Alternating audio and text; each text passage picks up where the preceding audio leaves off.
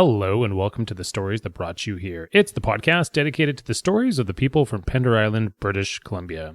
I am your host, Chris Wakalek, and I'll be sitting down in one-on-one conversations with current Pender Island residents to hear the stories that brought them to this thoughtful little island we live on, and to also hear the stories that brought them to the point that they're at in their lives right now. Today, I will be speaking with Lester Quitzau. Now, if you know Lester, like I know Lester, then you're going to know him as that tall, soft-spoken musician that lives on the island. Well, we're going to get to hear Lester talk about music along with many other things. We're going to get to hear Lester talk about his love of snowboarding when he was a teen living in Alberta in the 80s. Lester will also go in depth into describing why yoga has become so important in his life recently. And he's going to talk about music. Lester's going to let us know about how he got into music as a young kid and what some of his influences were. And he'll talk about his early years playing music and how that transitioned into becoming a professional. All that and more in a amazing little interview here. And first off, people tell me that I have a radio voice. Well, brace yourself for the smooth sounds that are going to be emanating from Lester's vocal cords. And secondly, wow, what an amazing, thoughtful, giving, and very open interview I had with Lester. It was just truly a pleasure. As well, this is going to be the last episode of 2019. So at the end of the interview, I'm going to do a year-end wrap-up. So please stay tuned for that. But that is then, and this is now. And without further ado, here's my interview with Lester Quitzau.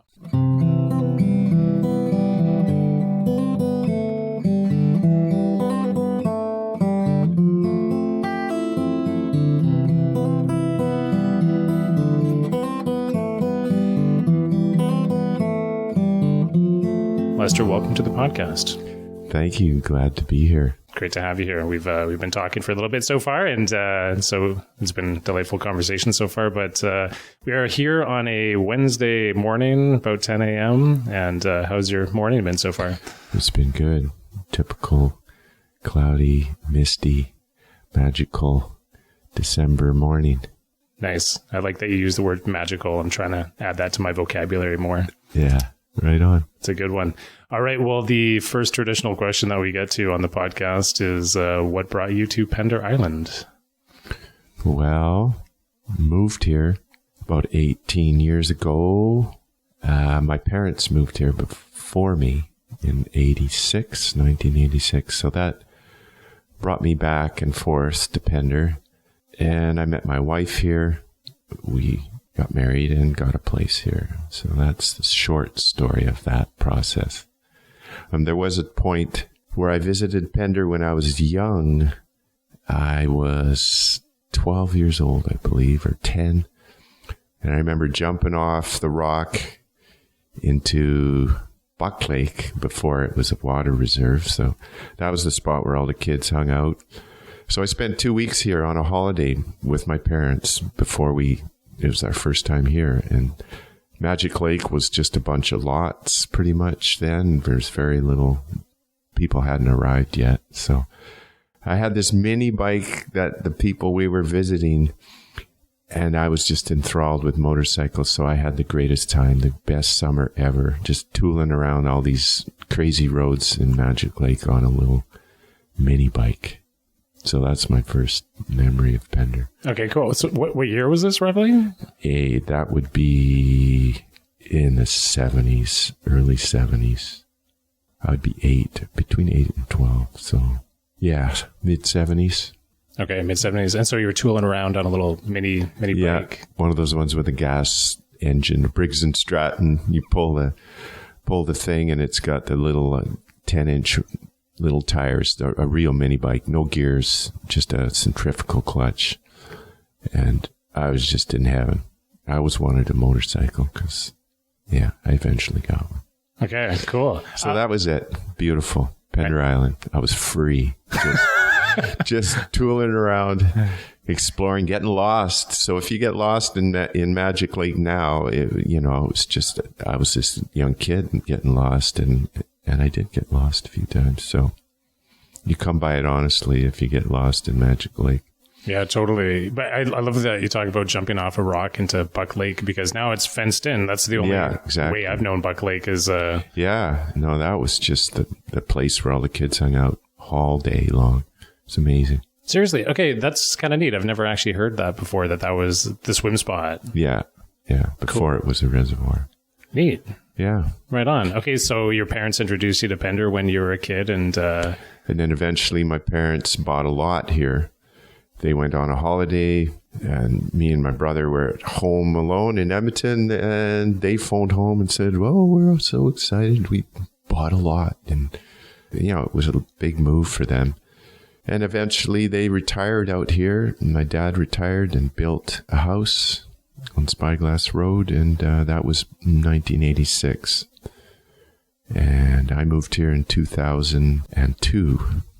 So I'd come and go visit them. I thought I'd never live here because it was too boring for me as a young, in my, teens and 20s. I guess I was in my 20s when my parents moved here.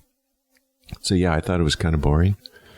But then I eventually met my wife here, and my whole ideals changed. I always had a dream of living off the land, growing my own food, and stuff like that. So eventually our place on Port Wash became that place. Well, we'll weave our way there to get to that part. But you had a first introduction to the island as a young kid. But where did you grow up? Where was your home when you were a boy? I grew up in Edmonton, north side. Kind of, when I go back there now, it's actually a rougher part of town. Sort of lower middle class. And grew up there. I always wanted to be Jimmy Page or like Led Zeppelin. My brother turned me on to Zeppelin. He was 6 years older than me, and I was 8 years old listening to Led Zeppelin in the basement in my north side home and dreaming of being, a rock star. So that's where that little journey began. And took a while, took a lot. Bonking away on the guitar in the garage till I was 18, 19. Just formed a band and sort of evolved from there. Okay. That's pretty cool to have an older sibling who introduces you to cool music. Yeah. I was 8 years old thinking, wow, this is cool. And I'd bring these records to school. What was it? Grade 3 art class. We got to bring records, and I'd bring ZZ Top and Led Zeppelin, and everyone would go, what is this? And got kind of ridiculed there. Everyone was into Bay City Rollers at the time. So that 6 years, it sort of put me ahead of the game a little bit, 8 years old. What was your favorite Zeppelin album when you were a kid? Oh, Zeppelin 2, for sure. That was the first one.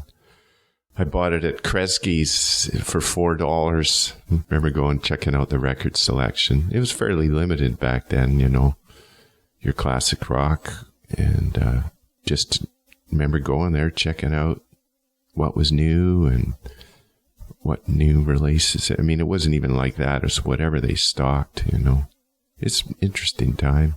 Was that a classic record place in Edmonton, Kresge's? That was I say Kresge's because that was kind of like your everything kind of store. Simpson, it was like your lower grade Simpson Sears kind of thing. And then I'd walk down to the other end of the mall, and there'd be Simpson Sears, and these two outlets would have a slightly different selection, And so, yeah, what I'm saying is back in the day, there was, not a lot to choose from, and records and rock and roll was pretty new. And here you got these mainstream stores, selling Led Zeppelin records. There wasn't really a Sam the Record Man yet or anything like that. I actually just did an interview with Steve Wright, the last one I did, and he talked about the influence of the Rolling Stones and the Beatles and how it actually totally impacted his life quite a lot. And so you're talking about Led Zeppelin, and I love Led Zeppelin. Yeah. And we share that. And so you say you wanted to be like Jimmy Page, and that got you started into playing the guitar and then plunking away for 10 years in the garage. Yeah. I kind of wanted to be Robert Plant too. So,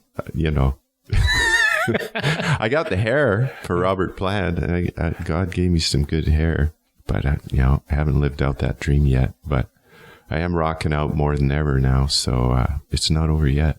Cool. You know, a lot of people know you as a musician, and I'm super curious to delve deeper into figuring out and hearing the stories about how you turned it from being a hobby into a profession. But when you said that you started playing in bands when you were 18, 19, is that right? Just had one band, buddy of mine, Jeff Davis was his name, lived in the neighborhood. He was a drummer, and so he'd cart his drums over in a stolen shopping cart, and we'd jam out in the garage. So there's just two of us, and then eventually we formed a band with another friend from Kelowna. I moved to Kelowna for 6 months once, I think, with a friend from Edmonton who grew up in Kelowna, if that makes sense. We went back to his hometown for a period of time, formed a band, and then brought those players to Edmonton for the Slippin' Lizards. That was the first band. The Slippin' Lizards. Mm-hmm. In Edmonton. So that was my first professional experience. That was the beginning. Okay. What did that look like? You guys playing shows on weekends or? Yeah, any gig we could get. You know, the market was different then, mostly bars, lounges. It was a trio. We'd haul in a PA system, set her up, play. You know, you'd negotiate a fee. You know, there's some crazy gigs. Or I played this Italian restaurant, this guy in Little Italy, and, you know, we convinced him, yeah, we're really good. And there was no marketing like you had now. You know, you couldn't just send them a video or whatever. That they would go more on feel, and you know, you'd have a cassette tape, you know, and you could give someone a tape to let them know what you sounded like. So anyway, this Italian bar owner, he says, okay, you're going to come and set up at 2:00. He had us playing like 6 sets. We played all afternoon, took a dinner break, and then 3 more sets in the evening, right? All for $100 each, you know? It was great. We'd play anywhere. And yeah, so that's probably the longest gig we ever did, but we did it. We were fierce, you know, fresh out of the gate. We played every note as if our life depended on it. And that gig was the most important thing in our life at that time. So it was pretty exciting. And that band did really well because, you know, we gave her so hard and so much. And it was sort of a blues-based. We started in a blues bar in Edmonton. The Commercial Hotel was our first gig. So it was blues-based, you know, but, you know, like Led Zeppelin was blues-based. We rocked it up a little more than traditional blues band, but we weren't like Led Zeppelin. We were still trying to fit into the blues niche and playing blues bars. So it was more traditional, but it rocked a little harder than your straight ahead blues band. And were you guys writing your own songs? Yeah, mostly, a lot. But then we did covers, Muddy Waters covers and stuff like that. And that lasted about a year. We did a few road gigs. And made our own posters. This friend's little brother was a little artist, and he made these cool posters. And it's almost like we had these characters, cartoon characters. It was pretty. I figure if we were able to keep it all together, I think we would have done really well. It's just that we split up and went our own ways in a hurry. And we played some snowboarding events. Was one of them outdoor thing. Snowboarding was part of my life at that time too, which was 1986, before anybody knew of snowboarding. And so there was a point where I was deciding between music or snowboarding. Oh, seriously? Yeah. Well, let's just segue into that. Yeah, okay, because it's about the same period of time. Slippin' Lizards and snowboarding. Cool. Right. Okay, well, how did you get into snowboarding? I saw this ad in a ski magazine. This guy carving. It was the first Burton ad. And this dude's carving in spring snow. And I saw that and I go, oh, I got to do that. That's amazing. Surfing on snow was, you know, the old school boards and everything was more like surfing on snow. And so it took me a long time to track down a board, period. There was this dude in Calgary selling snowboards out of a skateboard shop. But I basically bought his first board. He had sort of a front, and saying, oh yeah, we got snowboards. But ultimately I bought his first snowboard, and we became best buddies because he had nobody to snowboard with.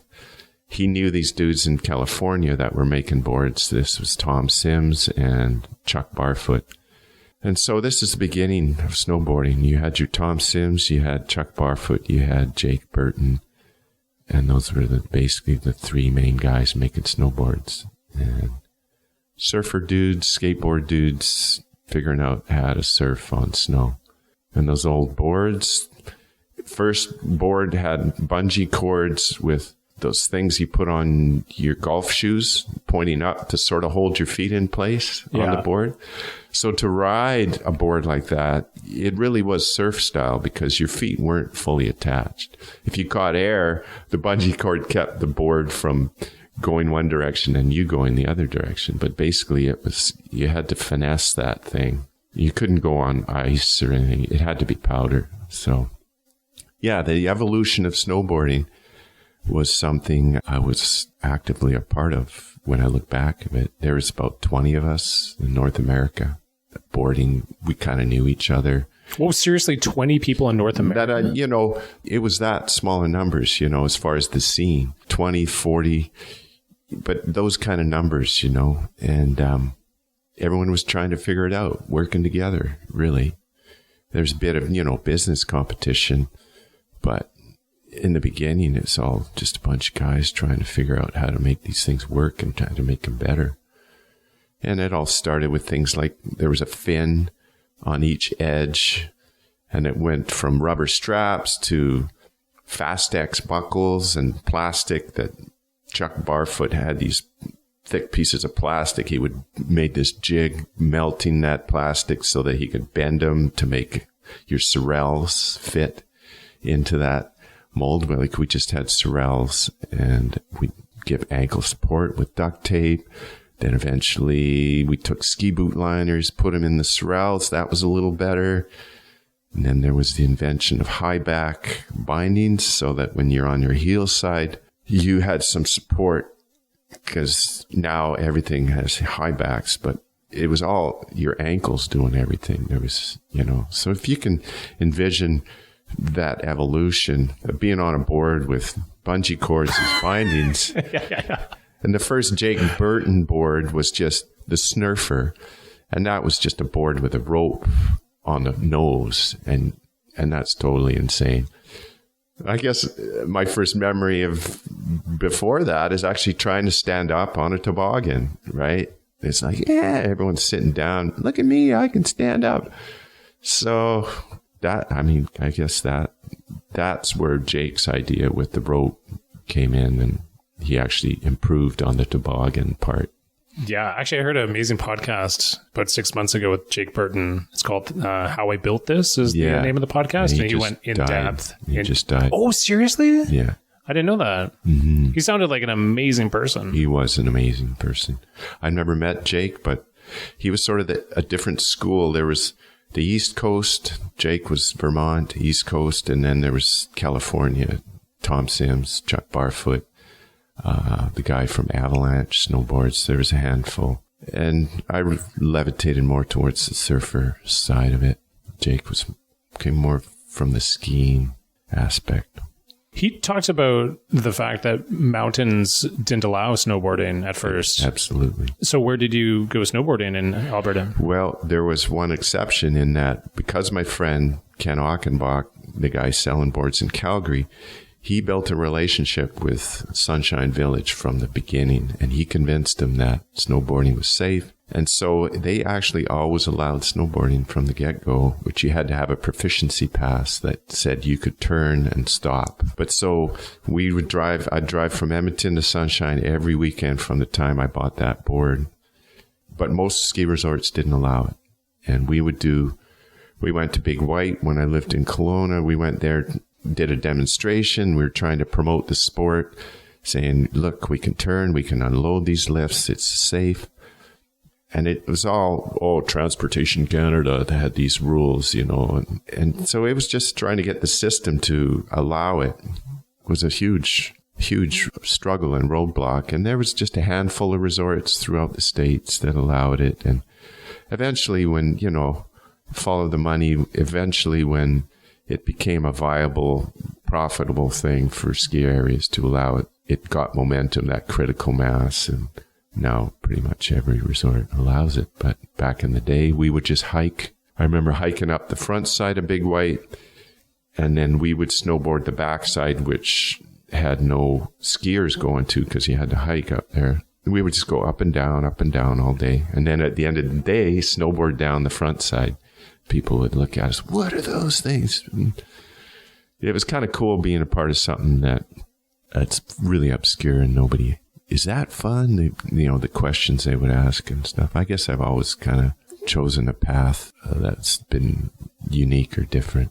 Like, same with music. I didn't want a normal life of, a house with a white picket fence and a family, that sort of thing. Never resonated with me. So I was always trying to be different and not be a part of that mainstream side of things.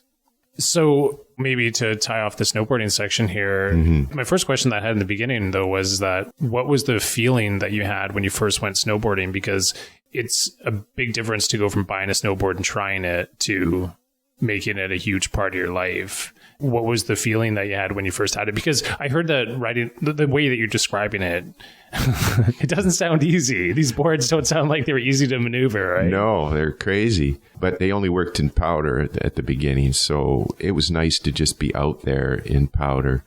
We'd always be going out of bounds in areas where there was powder. Even at Sunshine Village in Banff, where they allowed it, we would still seek out the prime spots. So once you figured it out, it's just like groove. It's like playing music, you find this groove, and it's just you and those elements, that's what I related to in snowboarding. The fact that it was different and it was my thing, I really related to it. It took a long time to figure out how to make those boards work, and R&D, research and development. You got to file out and file that fin down to make it smaller. The fin it acted as an edge. They didn't even have steel edges. It was we put them in ourselves. So it's just cool to be a part. I love the pioneering stages of things. It seems I've noticed the point where you're figuring things out and making it work with what you have. I was into motorcycles for a while there, and I really relate to the old bikes from the 70s and 60s, the Norton and the Triumph, because it was a real pioneering stage. The breakthroughs were huge. And then once everything gets all scientific and complicated, like the boards today are amazing. But I found I had more fun back in the day when it was more about what we were doing than the board itself. Interesting. So if everything's set and the platter's ready for you, just to go ahead and chow down and eat, it's not as exciting. Yeah, exactly. Yeah. It's a bit of the struggle that you find. The challenge, I guess, and the pioneering, the excitement of exploring, really. It's an exploration into kind of the unknown. And then once it's all figured out, well, then all you got to do is just practice and do what you're told, kind of thing. But nobody was there to tell us how to work the thing. We were just figuring it out. So I guess that's what I like. I don't like being told what to do, maybe. I don't think anybody does. No. Well, did you ever have a competitive aspect to that? Yeah, well, that's the point where I guess at one point I was a professional or sponsored rider in that the guy from Calgary was getting boards from Chuck Barfoot. And so a sponsored rider, you get a free board basically, and you show up. You're basically flying that flag and you show up to a contest. There was the first Mount Baker bank slalom contest. And so we went to that, and I had a Barfoot board. Chuck helped us out, gave us $50 for gas, and we were sponsored riders sort of thing, at the first North American snowboarding contest. Okay, you were a sponsored rider at the first North American snowboarding contest. The first or the fifth. Maybe it was Mount Baker was the first place to allow snowboarding from the get-go as well. So I maybe it was the fifth one or something or I placed fifth in the first. I think it was the first one because they had a 30th anniversary and we all got invited to come back. Oh, right on. And but then they didn't have enough snow, so it got canceled. So they took a rain check anyway. I never did go, but it would have been cool to be with those first guys, 30 years later. Yeah. So it was the first annual banked slalom Mount Baker, and I placed fifth on my board without steel edges. That's the way it went down. It's all coming back to me. Awesome. Congratulations. That's pretty sweet. So you said that there was a period of time where you were deciding whether or not it was going to be snowboarding or music, and then you shifted into music. What caused you to tilt it in that direction? I didn't like the competitiveness of a sport. I never did team sports too much. I played soccer, which is a good sport, but I didn't like the competitiveness. And the physical, I realized I could probably play music a lot longer than being an athlete sort of thing. So I just steered away from that and got more into music. But still hung out with my buddy Ken, and we snowboarded, and I helped. I mean, I tried to have a snowboard shop. This is before anyone was even selling boards, and I sold some skateboards, and we had 5 boards, and I sold 1 board that year. And then 5 years later, it all caught on, and anybody involved became a millionaire almost overnight. Like anyone in the industry that did well had a shop, So I chose music. It was just a little too early for snowboarding to be a means of making a living. Okay. And this shop was in Edmonton? In Kelowna. Oh, excuse me, Kelowna. Okay. Yeah, so I moved to Kelowna for a few years on and off, I guess. This was after the Slip and Lizards as well. It was on consignment. I was sort of helping someone that had this consignment shop, and I guess I brought in the snowboards on consignment, and I helped her choose what skateboards and stuff to order. So I was just helping out, I guess, really. That's what it was. And I sold 1 snowboard. So you started to lose a little bit of the taste for snowboarding after the Mount Baker thing. Yeah, because it's pretty, even though it was friendly kind of sport, we all knew each other and we were just having fun, but just that whole pressure of doing a run and what's your best time, and that, I just wasn't into it. I was into just being out in the mountain, grooving with nature. Yeah, totally. Well, it totally changes everything, having a competitive aspect to things like that. It's funny, I kind of like it, but at the same time, I totally understand I've never been into team sports either. I always like the individual sports. Yeah. And then it's fun to compete sometimes, but it's more fun just to go and play. Yeah. So you transitioned more into music during your time in Kelowna after the... Moved back to Edmonton, and then boom, got into the music. Okay. And so what time period was this, in your early 20s? Yeah, I was 23, I think. Okay. And were you basically playing guitar still the whole way along, or? Yeah, guitar was my instrument. And we needed a singer. Someone had to sing, so I started to sing.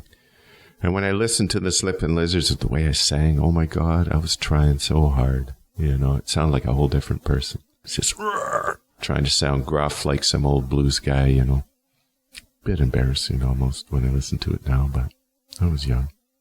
I think that's how it goes. I think it's hard not to listen back into previous artistic things we've done in the past and not feel a little bit embarrassed. Yeah. It shows that we've grown. Yeah. So yeah, for sure.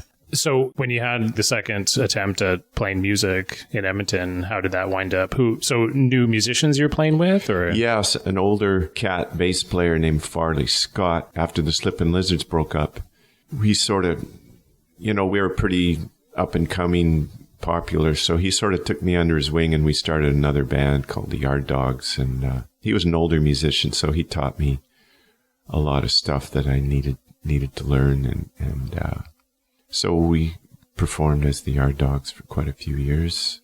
And that band didn't rock as hard, not quite as innocent and fierce as the Slip and Lizards, but it was a little more stylistic and that more finesseful, I would think. Yeah, so that got me more in the folk blues kind of vein. And we toured, played bars, tried to make a living at it. And Farley had kids and a family, so he needed a stable band. And so he sort of had a certain amount of, not control, but it was our band. So, it was a little more stable for him instead of waiting around for calls. As a bass player, a professional musician, you're mostly a sideman. So worked for him, worked for me. We went through different drummers. It's always been a trio, and toured around.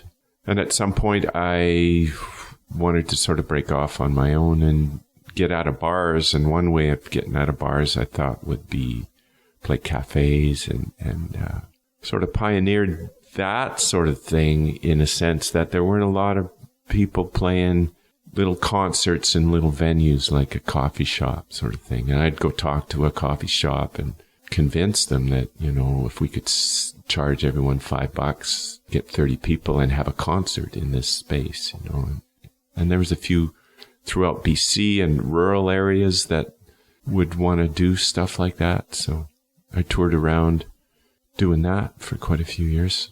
Oh, really? So why'd you want to get out of the bars?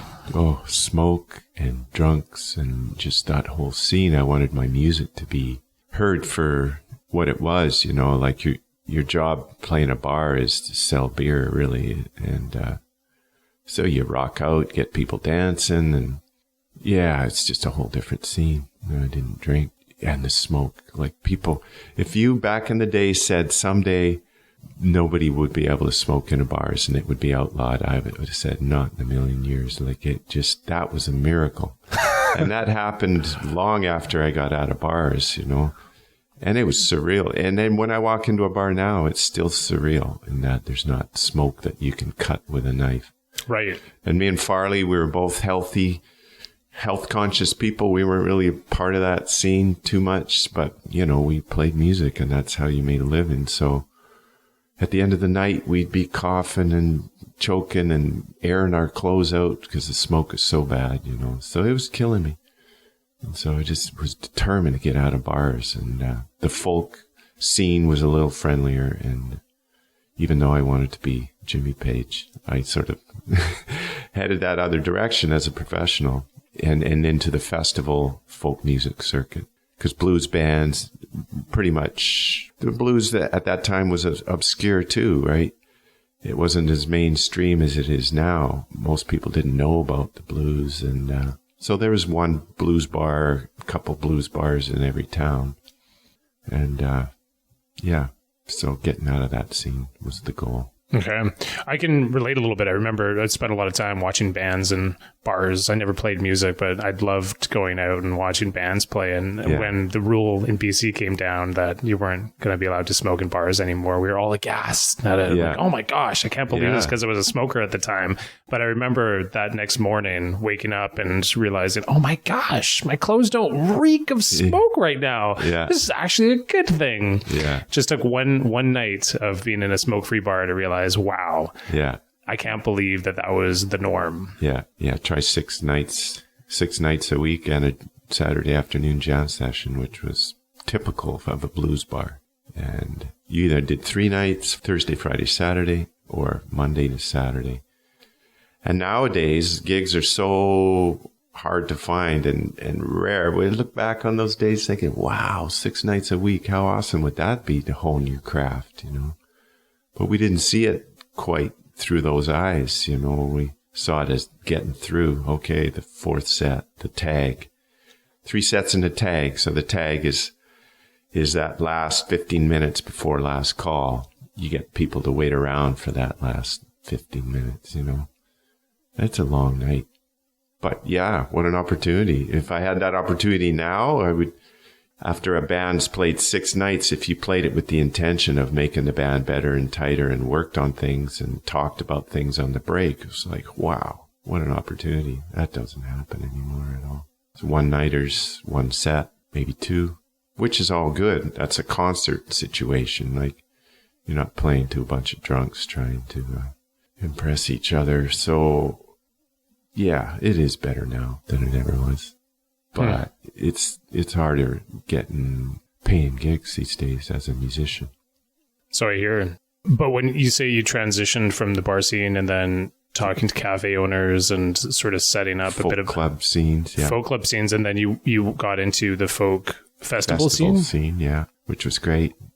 Did some recording. Had to have a recording. My first recording was a cassette. You would make cassettes. That's something you could do as an independent artist. I mean, all this stuff has happened before independent artists, were the norm. Yeah, there's a handful of people trying to figure out how to do it. And that's the way it seemed anyway, a smaller community. And then CDs came along. I'm so happy to sell the last of my cassettes that I had, because CDs were moving in, and manufacturing CDs, started releasing my own CDs. I guess the first was a solo acoustic one, which got some attention and got me some festival gigs. And then there's many more after that. So what was the goal for you when you were playing music? Was it just the opportunity to get to continue to pursue this as a career, to hone your craft, to get to make the next album? What was your thinking at that age as to the drive that kept you going? Well, all those things you mentioned, but, the drive was to get to better playing situations, concert halls, small theaters. So fairly career oriented that way, because, that's what it takes is notoriety.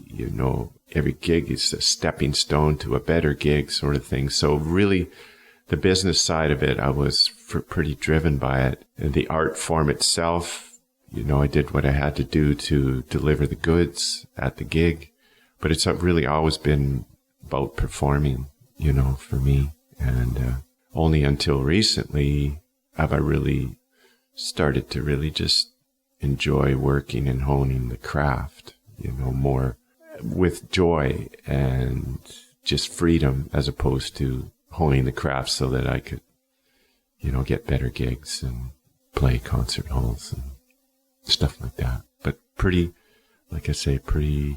career oriented. And that led to, getting kind of burnt out with doing it all myself. When you say it was all about the performing, I think a number of people listening would not have any experience playing live music in front of people in their life, and myself included. I've never done that. But what is it about the performing aspect that was so, well, I don't want to put words in your mouth, like invigorating, enthralling, or how would you describe it? So what is it about performing that you enjoy?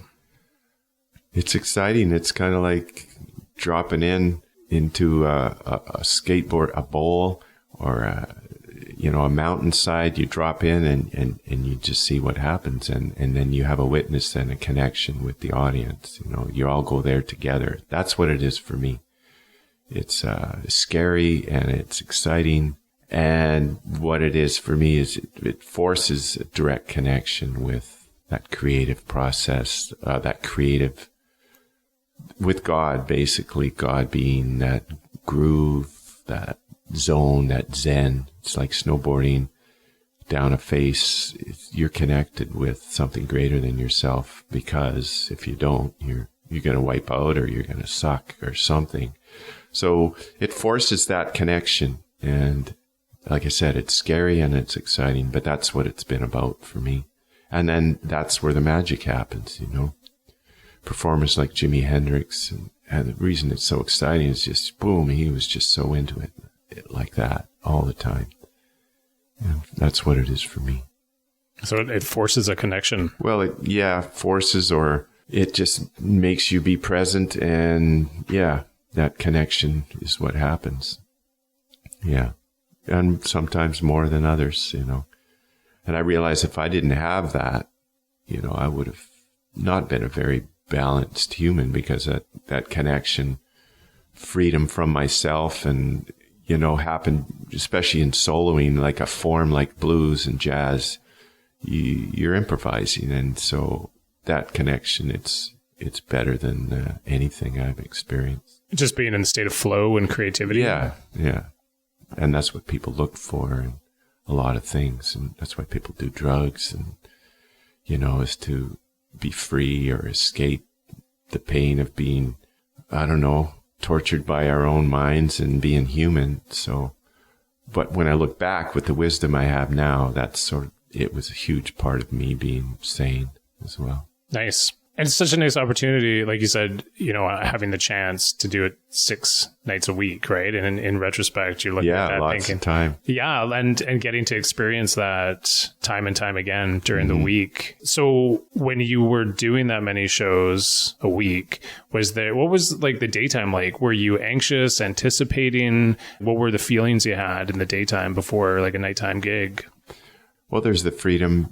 You obviously sleep till noon because bars are open till 2.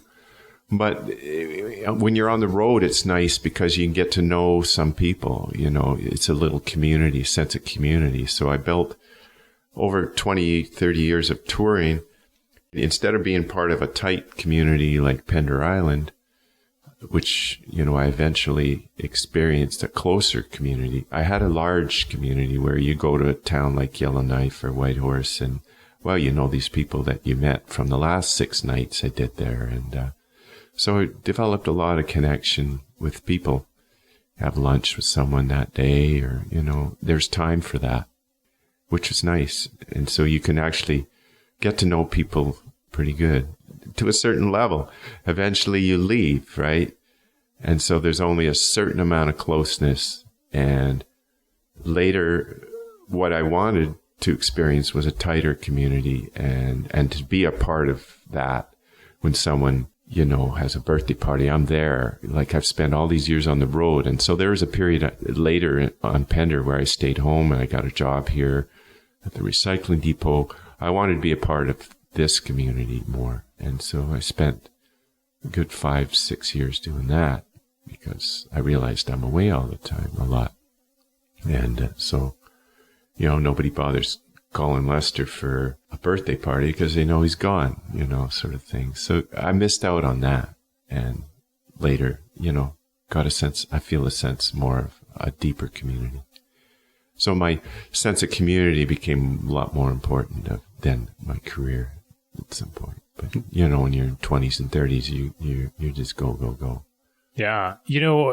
What you just described about having these friendships in different places throughout North America, Canada, and then rolling in and seeing people that you were interacting with months or years ago and rekindling those friendships for brief periods of time. I just had Lauren Mann in a couple episodes ago.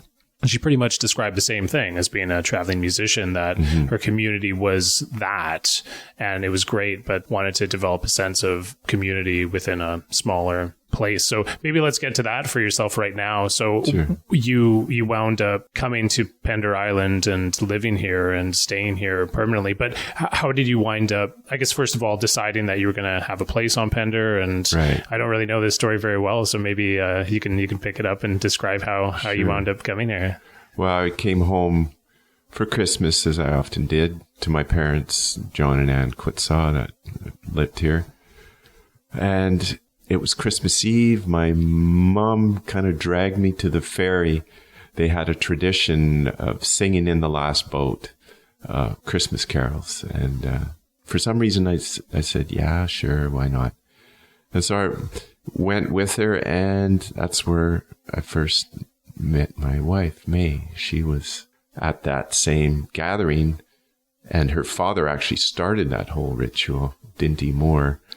And there we set eyes on each other, and sparks were flying. And from that point on, we got married very shortly after that. Next summer, we got married. We were both really ready, and a lot of magic happened in a short period of time. I actually met May. She was a performer as well, musician, May Moore. I met her at a festival 5 or 6 years before that, and I saw her walk in with these 2 guitars, put her guitars down with intention, and she was there to do sound check. And the way she walked in, she had these boots on, and the way she was carrying those guitars, I said to myself, wow, someday I'll be with a woman like that. Wow. I'm crying just thinking about it. It was amazing. I just wasn't ready for a real woman like that. And so 6-7 years later, we set eyes on each other, and someone actually took a picture at that moment. And it was just a random picture where you just see us and we're looking at each other. And that's the moment we looked at each other in the eyes like that. And Get out of here. They captured that. Then they just, oh, here's a picture of you guys at that ferry where you met. And sure enough. So there's that, both of us had surrendered to being the rest of our days by ourselves. We both had lousy relationships up until then, and we were happy on our own. And I don't know, maybe that's why it's worked. We were both stable and solid and just being with ourselves. But, undeniably, we had this attraction, and it just felt so good to be together. So we didn't want to waste any time. And within 6 months, I proposed. We got married in September that year after meeting, that Christmas. And yeah, it's all sort of history from there. I remember going home after that Christmas thinking, oh no, I can't go there. I was convinced I couldn't pursue this thing with May. And I basically cried all the way home, having myself convinced, and just that alone. And then later realized, no, this is undeniably, if I walk away from this, I'll regret this for the rest of my life. So that's when it sort of realized it wasn't that house with the white picket fence. It was something that could actually work. We're both musicians. We understand what it's like being a musician and an artist. So it was meant to be. And so things just fell into place. We found a place in Port Wash. It was amazing how that came together. We got word that the deal came through on our wedding day. Like, it was just all these magical things just came through. And that's the thing, when you're positive, you're totally in love and you're open to everything. And that's just sort of how life can be if we can stay in that place. Open, negativity doesn't shut things down. Like, all this magic just kept happening. And that's just from being open and believing, really. We were so, and still are. I mean, our love and our relationship is just deeper and in an amazing place now, more than it ever was. Luckily, because, people's lives, it always doesn't line up like that. So all I'm saying is all the magic that happened and supported us being together and coming to Pender. And it was a no-brainer for me to come to Pender because my parents were here. It's a beautiful place. I sold my place in Edmonton and moved here that fall, a year, 8 months later. I love how you're describing that. If you're open to positivity and wonderful things and magic, you're open to seeing it, and it'll work its way in, Yeah. You'll see it because it's there to be observed and seen. Right. Yeah, we're so much limited by our belief system, and each generation pushes those things in many ways. Like, say, for instance, I was into motorcycling, and now they do flips,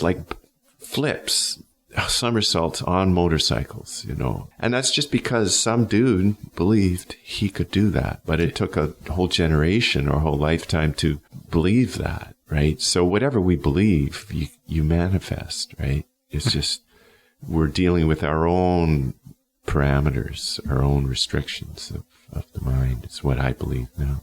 For sure. Well, I think we're going to get into a little bit more of that when we talk about how you got into yoga, which is something I want to touch in on. But maybe we'll just make our way there briefly, because I just want to pick it up from when you had the house on Pender, you got married, and then how were the first few years being a full-time resident, essentially, like your place of residence on Pender Island? Well, it was beautiful. We have a beautiful property, 2 acres that it was both of our dream to live healthy, grow our own food. And so that work began, working the farm, doing all the infrastructure and changes to make it a food forest, basically, where we grow all our own food and still maintain a career I mean, it was always a challenge putting on both hats, working so hard in the garden and then honing my craft and keeping that musician thing going on. And so that was always been a bit of a challenge, but we continued to work hard at both those things. And eventually I ended up, taking a break from that professional side of being a traveling musician. And all that hard work is slowing down a bit, and we're reaping the rewards of, these small trees getting big and getting the fruit from our hard work, labor. Thank God, as I don't think I could do it all over again. Do it all over again? Yeah. Referencing working on a farm and, we did it with a shovel and not an excavator and stuff like that. So for the most part, it's still a humbling, making a living as an artist. You have your high points and your waves of ups and downs, income-wise and spirit and inspiration-wise as well. Right now, I'm definitely on an upswing, and I've freed my mind of a lot of the negativity or anxiety around performing and just being a creative artist. And that's because of the yoga practice, really. It's made my art and my whole life better.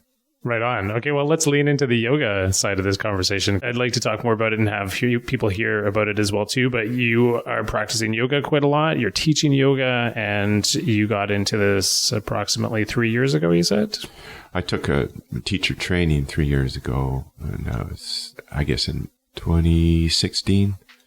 And before that, I would just, go to yoga classes and practice maybe once a week. And I guess I needed something outside of music and something that I could see maybe making a living on Pender Island is another reality that hasn't always been easy.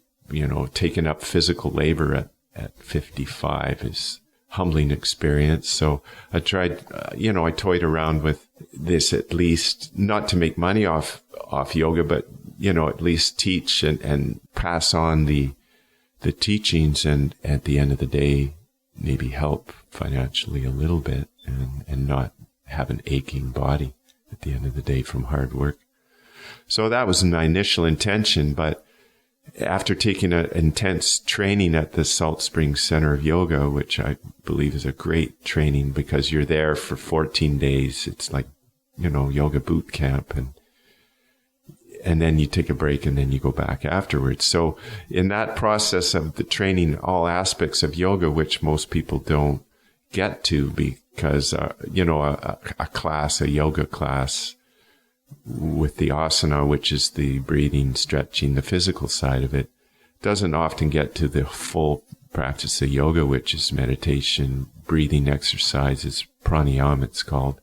And it's basically self-inquiry, who am I? What am I? That's what the whole practice is all about. And so that's helped me immensely and has changed my perspective on life, on performing, on playing music. It's basically we all have our experience, the mind, our habits and thought patterns, and yoga frees us of those things, those repetitive, maybe negative patterns, and gives us liberation. And so life is just that much more enjoyable.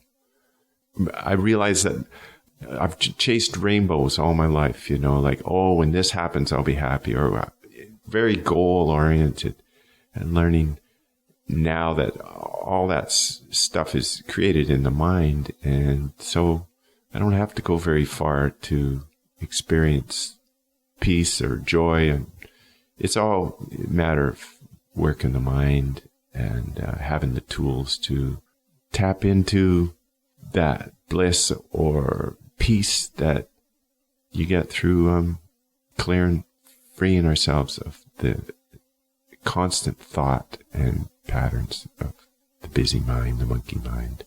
Yeah, well, it's something that we all struggle with, even if we're not even aware of the fact, because... Yeah, that's the thing, becoming aware of it. One of the things at the training was you can't get out of jail until you know you're First, you got to know you're in jail before you can even get out of it. Yeah. And, ignorance is certainly bliss to a certain degree. Like once you start inquiring or realizing, wow, I get really nervous before this sort of social function all the time. Every time I feel this anxiety over and over and over again. What's that all about? So it goes from that to, being aware of it to actually maybe not even feeling that anxiety anymore. That stuff still comes up for me, but I'm just aware of it, and yoga and realizing the nature of the mind, you can have liberation. Like every day that those little voices are still in my head, but they don't have the same power. It's like, oh, you again. Right. And then I walk through that fire again, without the pain. Thanks for sharing this, because this is really important stuff, and I want to stick with this a little bit because I'm super curious about this, and I like talking about this stuff, and I feel as if people listening would enjoy hearing about this as well too. But you told me earlier before we started that you've been doing yoga every day. Well, since the training, one of the first thing you do in the morning is, you take care of your shat karma. You take physical things like there's neti, where you take care of your physical body, developing practices like scraping your tongue. Fasting is a good thing. Neti, saltwater bath, cleans your nasal passages. You wake up and you do things like that. They show you how to do that, and whether it's for you or not. And there's some deeper, more intense practices that they don't even get into because it's pretty intense. So there's a bit of that. You wake up, you do that, and then you go and they teach you about sitting and doing breathing exercises that they purify your nadis, which is where energy flows in your body. There's different quadrants, and each specific breathing exercise purifies those quadrants. Purifying meaning taking out the blocks and just the flow. The body needs to flow and work in harmony. And we, through life experience, dis-ease, anytime we experience anxiety or negative things, we get these energy blocks. And so yoga clears that out on a daily level. It can clear out the past slowly but surely. But eventually, doing these breathing exercises, it naturally just clears that stuff.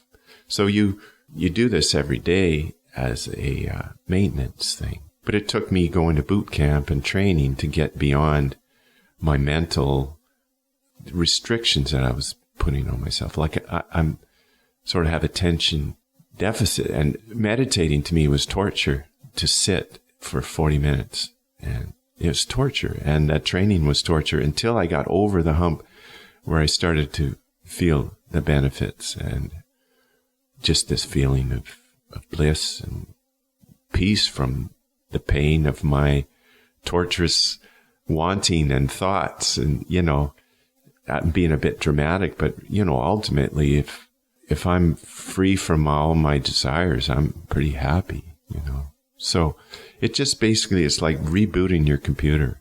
You start clear, and then the day goes on and stuff happens, and I still react, and I still have to deal with, well, I want to get this job done. And, I still go through the same torture, but, I'm just got the tools to work at it. And so that breathing exercises really help. And then they set you up for meditation. So it's that single pointed focus that it all helps feed into a calmer mind. And yoga identifies when the breath is calm, the mind is calm. So all the exercises work towards slowing down the breath.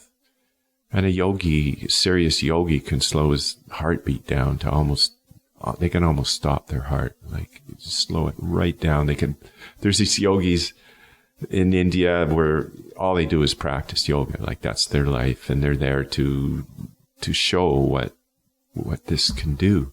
They can bury themselves for days, and then they come up, and it's just crazy what you can achieve. And the big takeaway of my training was to realize that my thoughts are not real. They're not reality, nor is anyone's. But so you go through your training you teach your first class, and then you share what that was like for you. And then the people that took that class share what it was like for them. And that was the big aha moment for me, in that the true nature of the mind is not reality. So my thoughts, what I think, has nothing to do with reality. Because I thought my class, it went okay for a while, and then at some point I experienced some anxiety, and I thought it totally sucked and crashed and went south. And then I heard what the other people experienced, and they experienced something completely different. Had nothing to do with my experience. So that was to realize that my mind is not, my thoughts are not real. So when I get thoughts, and they're often about judgment, or I know that it's not true and it's not real. And I know when people judge me and they have opinions, it's not real. It's just their experience that created their thought patterns. And so yoga frees us of that, makes us aware of that, and gives us the tools to be liberated from that torture. For me, it's torture now, really. I think that what you're describing about that internal voice and the judgments is something that most of us struggle with tremendously. And so maybe just to clarify, are you saying that having a meditation practice and a yoga practice that reboots the mind in the morning helps you deal with those problems that creep up during the day in a more efficient or quicker way? Is that what you're saying? Or it definitely helps. And not to say I've arrived and I no longer experience these things, but I know, and I've seen it enough, that it's a reaction to something. It's a reaction to life.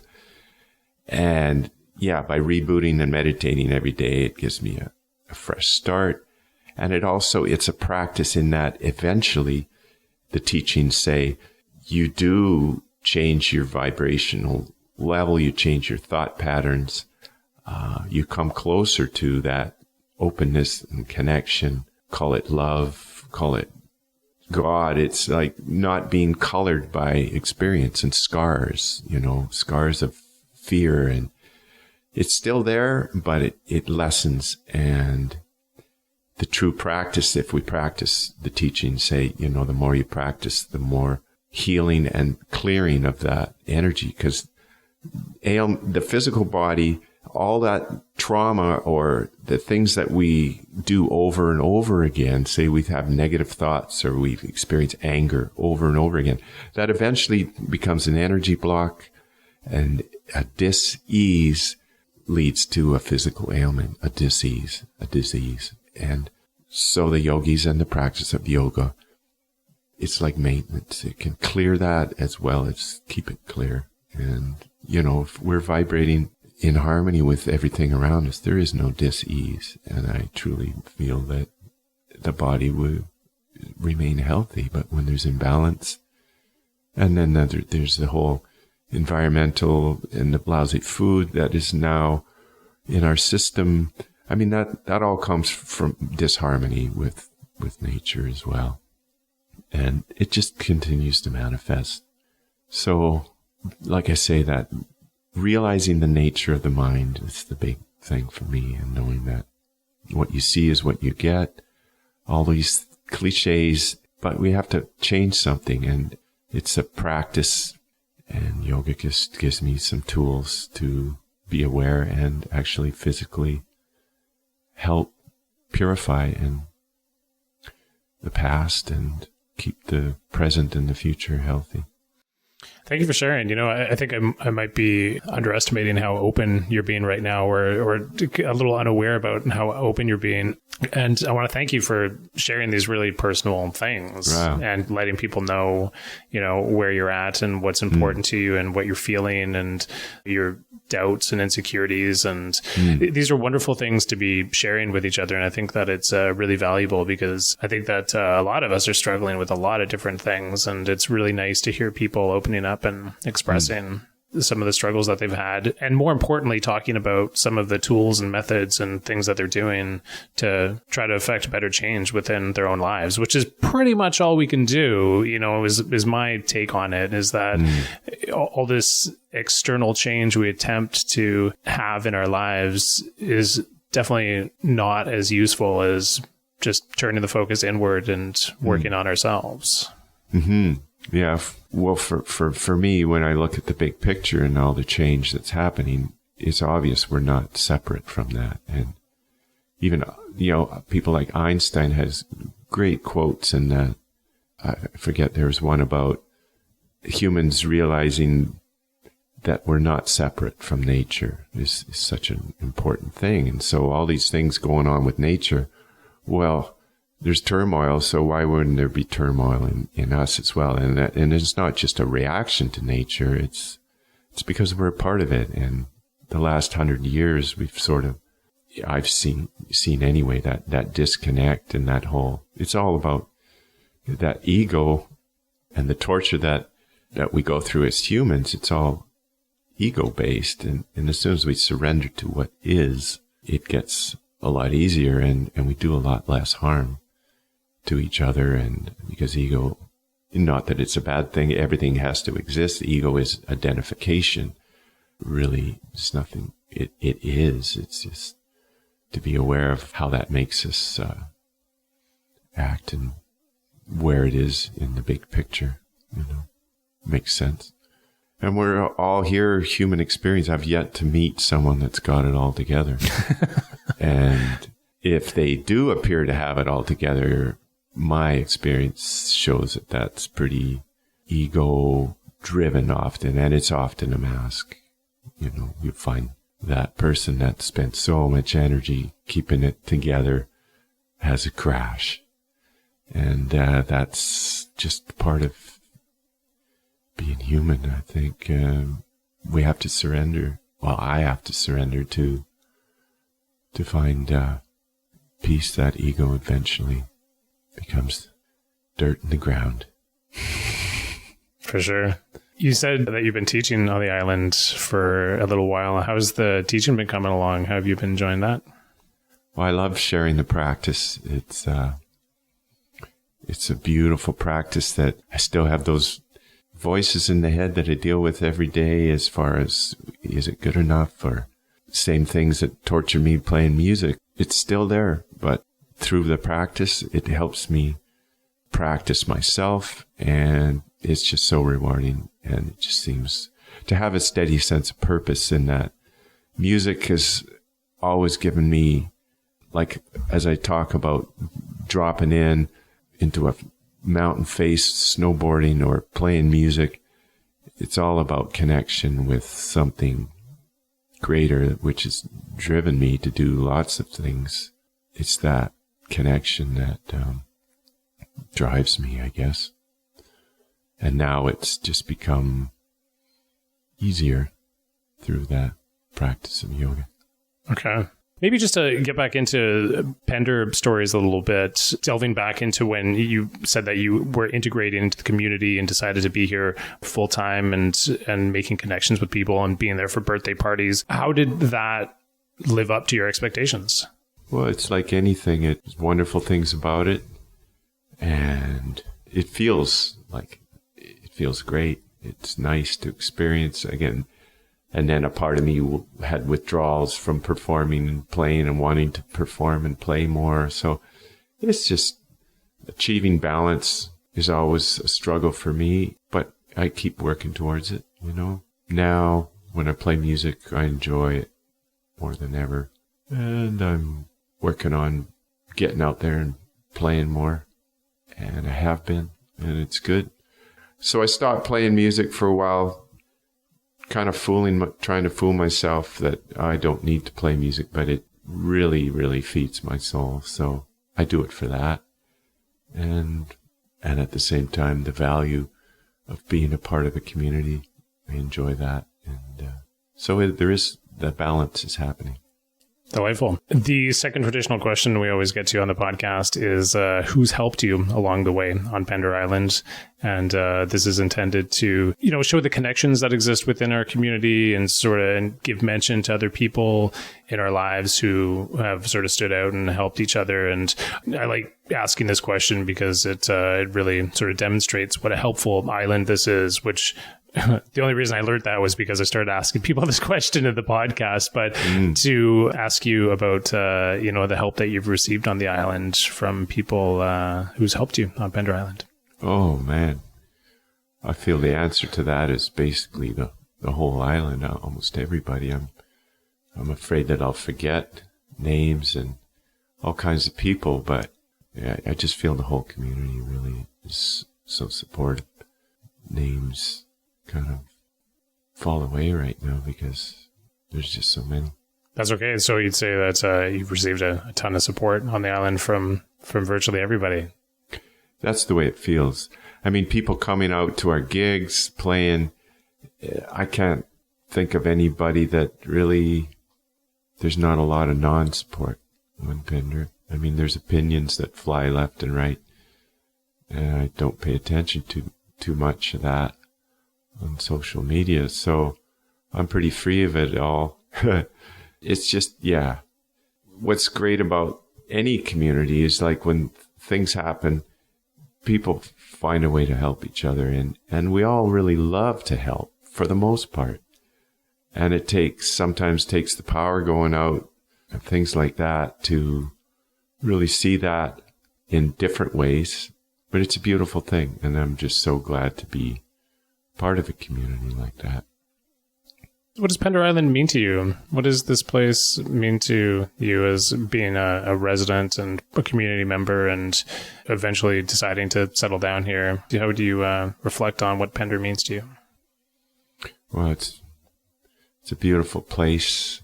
It's been my home, which I've worked hard to cultivate and shape. And it's a safe place, which I value immensely, and it's a place I can be fairly anonymous, as being a performer. You're out there in the world. I can go to the hardware in my ratty old work clothes and be a ratty old farmer dude, and it's awesome. It's nice to be have a comfortable, safe place to live.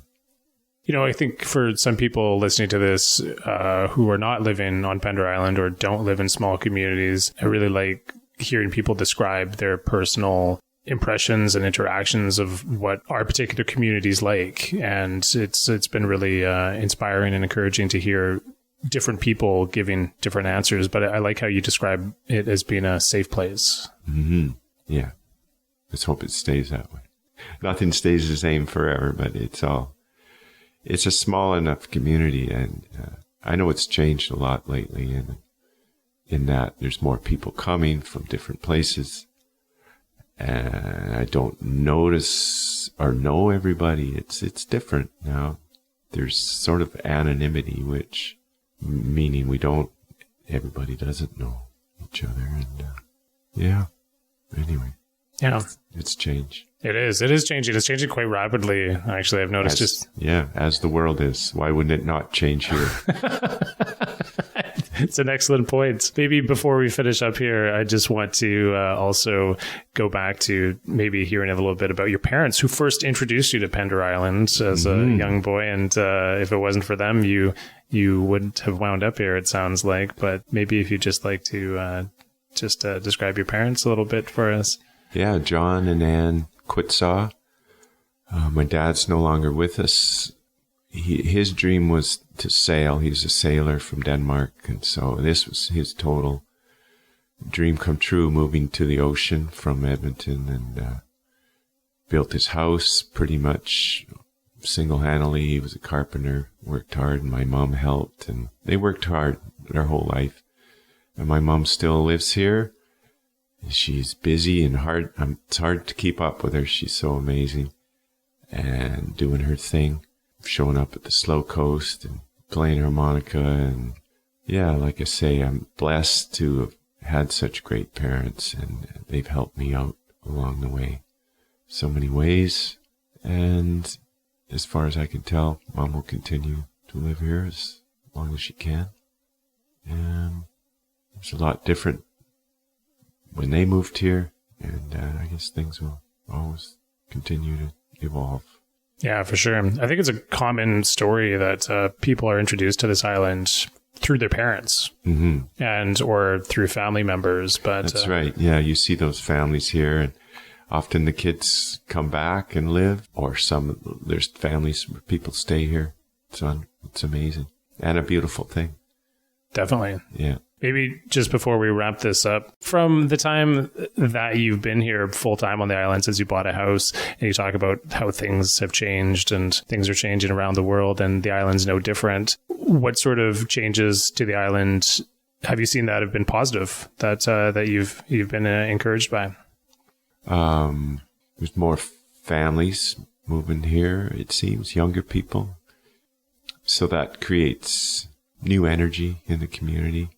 I can see it being easier for some people to make a living here when there's a higher population, which is good to a degree for some people, and for other people it doesn't manifest in that way.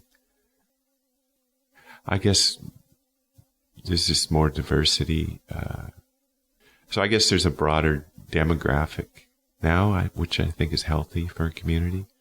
At one point, it was mostly retirement and retiring folks. So now there's people committed to living their lives here. And so there's more of that, which I think built a stronger community.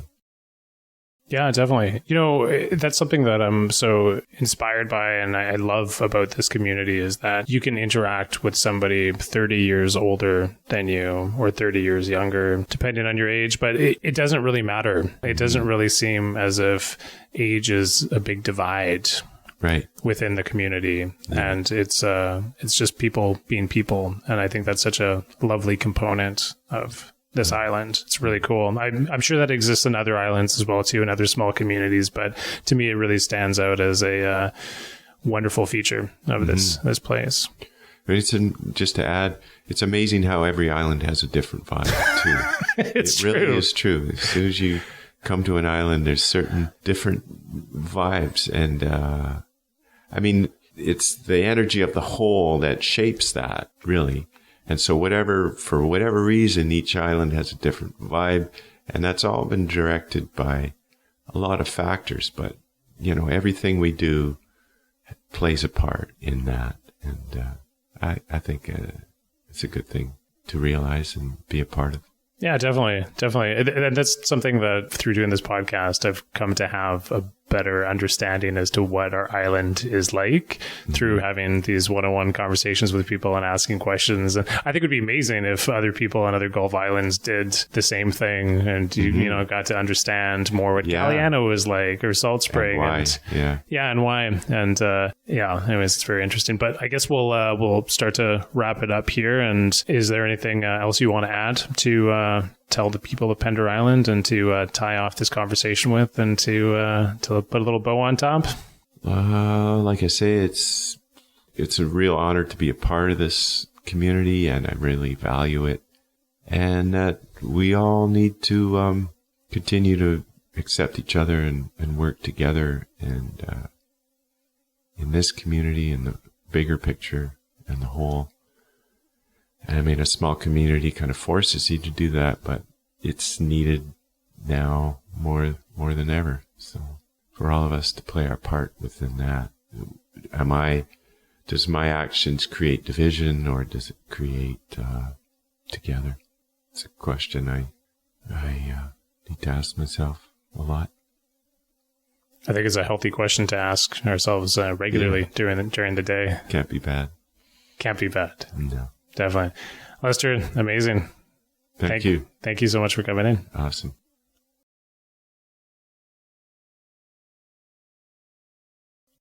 All right. Well, once again, I'd like to say thank you to Lester for doing that interview. And to honor that interview, I decided I'd come to Greenburn Lake. So Greenburn Lake is located on the South Island. And to get here, I drove for about 15 minutes past the bridge, and just before getting to the fire hall, there's a sign that says Greenburn Lake, and it's beside a little bit of a steep road. So I parked and walked up for about 15 minutes and got to the lake and took a look around, and it's this beautiful spot that I really enjoy, and it has a dam on it, but it is a really tranquil, beautiful place where there's always a lot of bird activity, I notice.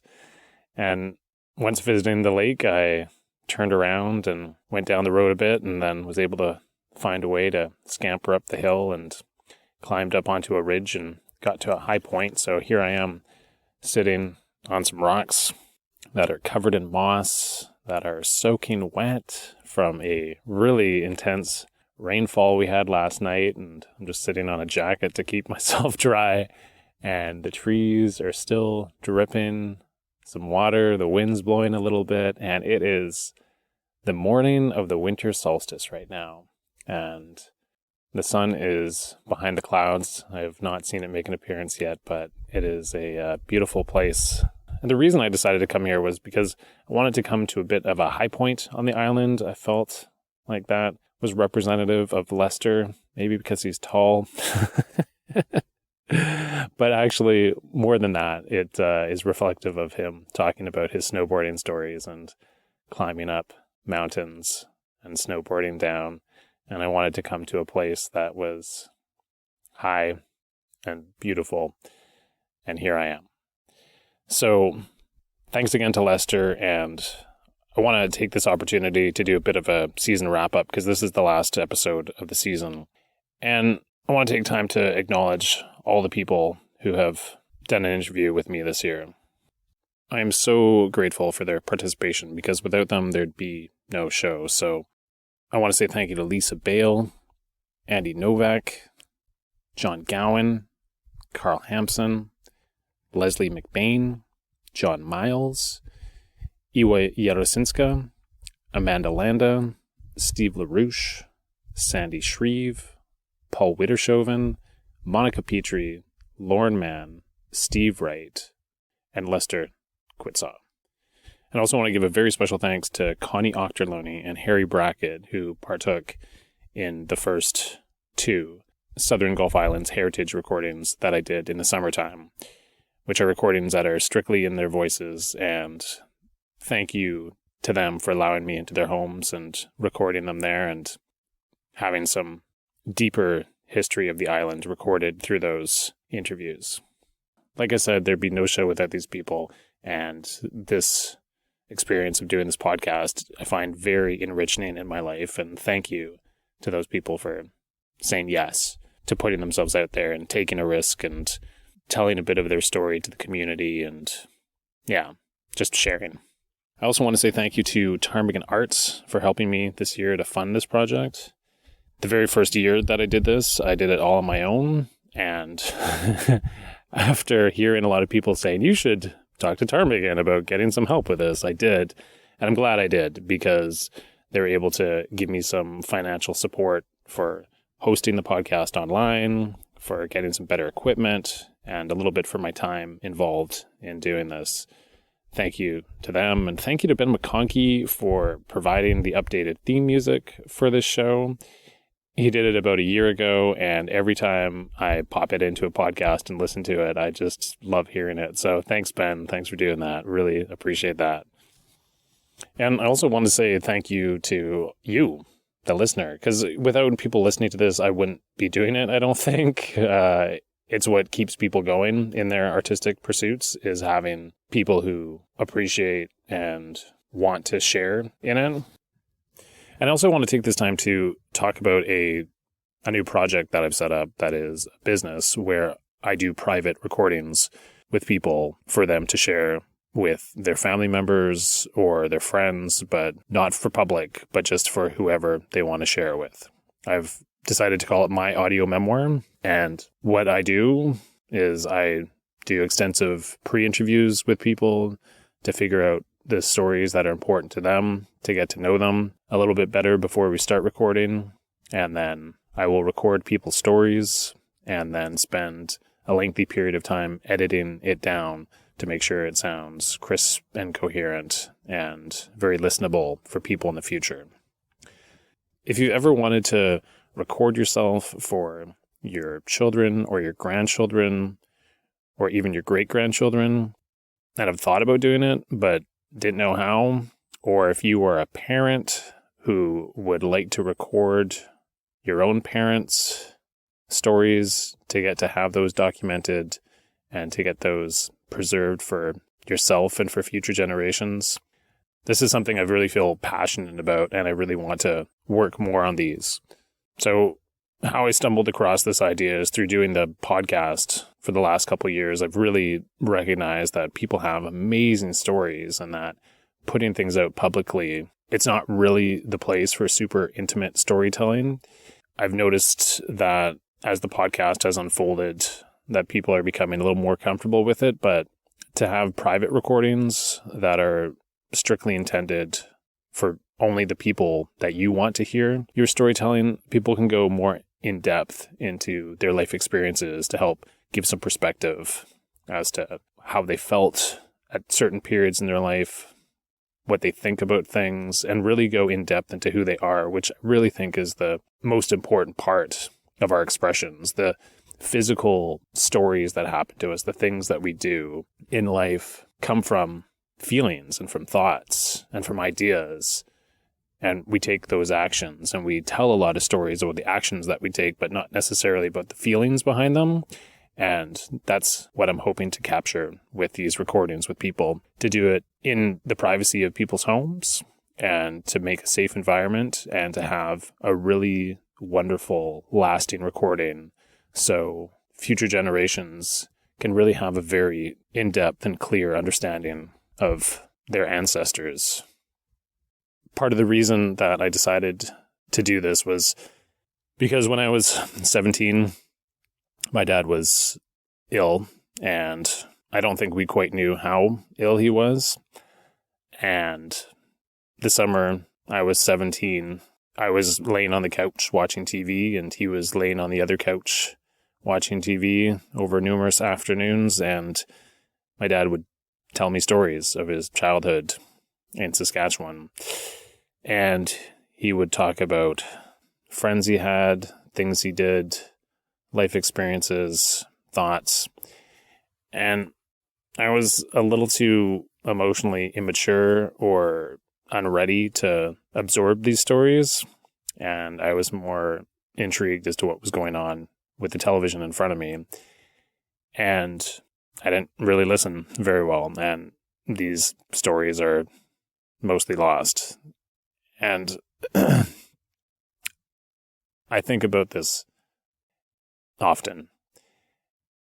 And at the time, if I had an opportunity to record it, I wouldn't have even thought about it or been interested. But certainly at this point in my life, with my dad, who died shortly after that and is no longer here, what I wouldn't give to have a recording in his own voice to give me greater understanding and perspective as to who the man was, who was my father. So, that being said, that's part of the reason why I'm passionate about wanting to do this for people and to create something for people to have a lasting memory of people in their lives who aren't going to be here forever. So if you're at all interested, you can contact me through an email address that I've set up, and I can tell you more about pricing and more details about what the experience would be like. But the email address is myaudiomemoir@outlook.com. It's in the show notes, and I can spell that out for you. It's myaudiomemoir@outlook.com. I'm able to record people if they're off of Pender Island, of course, Vancouver Island, Vancouver, that's no problem. And this is something I'd like to do more of in the future. And this is something that I think is incredibly beneficial. Please, if you have any inclination about this, feel free to contact me and I can tell you more about it. So there we go. That's it for the end of season wrap up and explaining the memoir project that I'm working on. Thanks for listening to this. I appreciate you hanging until the end here. And my bum's getting a little bit cold, so I'm going to stand up now and get moving again. But once again, thank you. Thank you for listening. Thank you for all the people who partook this year. Thank you to this beautiful island that we exist on. Thank you to this rock for allowing me to sit on it, and the moss as well, too. Thank you for the rain that looks like it's coming my way. And we'll see you guys in 2020. I'll be back with hopefully 20 episodes next year. That's what I'm aiming for. And we'll see if I'm able to do it. So hang in for that. Enjoy the returning of the late. And until next time.